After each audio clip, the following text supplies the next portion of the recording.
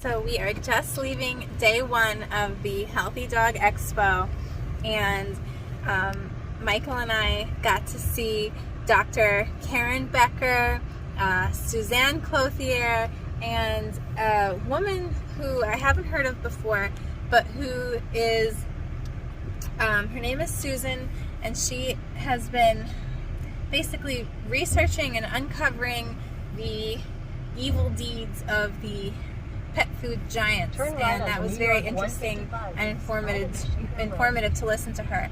I got to meet the founder. Her name is Melissa, behind Four Legger, and I talked to her for about an hour, and she is just such a nice woman. I'll post a picture of her on our Instagram and Facebook, but I had such a nice time, and it was so great to see all these people who are so passionate about their dogs and the health of their dogs, and I can't wait until tomorrow. So I'll make another video about that, and I'll write something up about all the interesting things that we learned. Hi. Okay, so we are at the Healthy Pet Expo, and we just finished up listening to Rodney Habib give his segment, and everything has been so fabulous. Behind us here we have all the booths. All the booths are back here. You have Melissa from Four Legger, who we got to speak to, who is absolutely fabulous, and tons of people who are creating healthy pet foods and healthy pet products that will just help to extend the life of our dogs.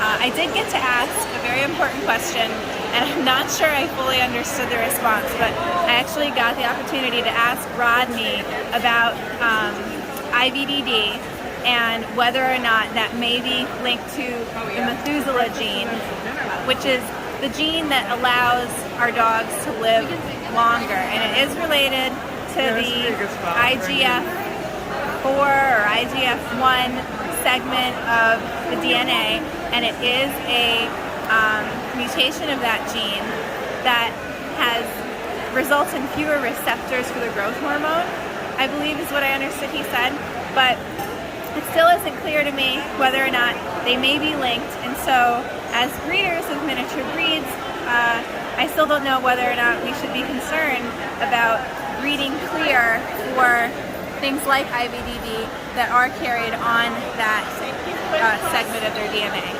So I don't know, but hopefully we can get that question answered. Maybe I'll make a YouTube video about it, and maybe somebody who is an expert will respond. That would be amazing.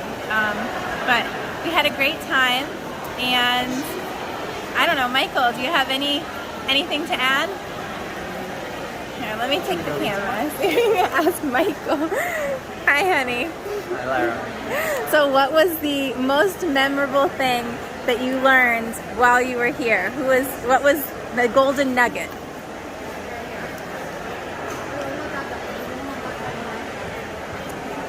I think that there were lots of golden nuggets, and one of the more interesting ones that we just learned was that there are several different foods that contribute to the decrease in the incidence of cancer. Simple foods like Brussels sprouts that you could be Broccoli eating. sprouts. Broccoli sprouts, correct. I'm already eating the wrong food. Broccoli sprouts. Yeah, that's just one of many different things that you could be doing and introducing into your dog's diet, and even into humans' diets.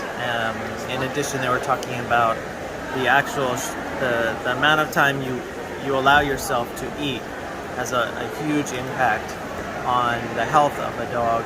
For instance, you can leave a dog food out, and it could eat at all hours of the day, even if it's small amounts, but the same exact amount of food, if you only allow them to eat within a 10-hour window. Studies were shown that the dogs who ate within the 10-hour or the 12-hour window, as opposed to leaving the food out all day long, were far healthier. So there are little steps that you can take just in the amount of time that you leave food out for your dog, that could absolutely increase their longevity. Yes. That if there were, no, now it's on me. See, honey? See, there we are.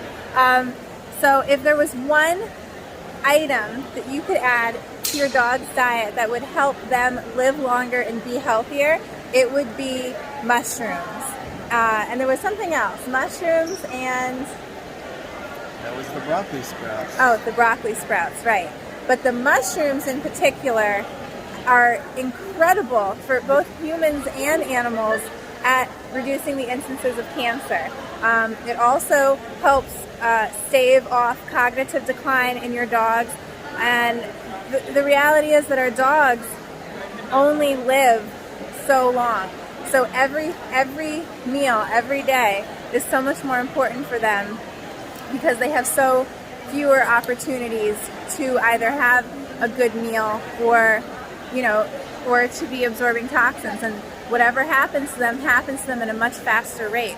So while it would take, 80, 90 years to do a study on humans, they have been able to do a study on dog lifespan from 8 weeks of age to the time they die, and it happens much faster, and we can learn a lot quicker with our dogs than we can on humans. And I think that this has been just so great, and I took tons of notes, and I'm just kind of spewing things off the top of my head right now, but I think we learned a lot, and I will be sharing more of this, and I'll probably just write something up and post that for you guys about what we learned. I think that would be good.